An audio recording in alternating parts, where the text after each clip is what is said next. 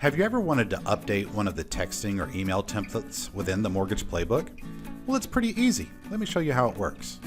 In the top right corner, if you click on the menu icon and then go to Campaigns, you'll be greeted with the client, partner, and mortgage campaigns that already come pre-included in your Whiteboard environment. For this example, I want to edit the Docs Out texting message that goes to borrowers. And so that's a mortgage campaign, and I'm just going to go to this search box here and filter by docs. And you can see here that I've got a campaign specifically for texting. So I'm going to click the three-dot menu there and look at View. So I'm viewing the details of this campaign now. All of the texts are actions. They're the things that happen within a campaign.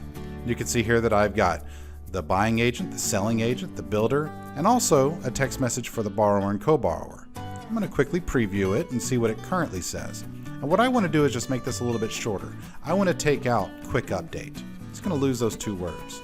So I close the preview and I go back to the three-dot menu, and this time I click Edit Content.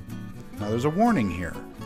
So basically this template, if it's being used in more than one campaign, you're going to change this globally. Okay?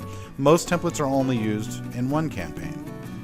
Once I acknowledge that, I can go into the actual text editor, and this is just like using any other text editor, and I can remove those couple of words and hit save. So now the next time I go back and preview this, you can see that it's the shortened version. And that works the same way for emails or even for call scripts. Thanks so much for using Whiteboard.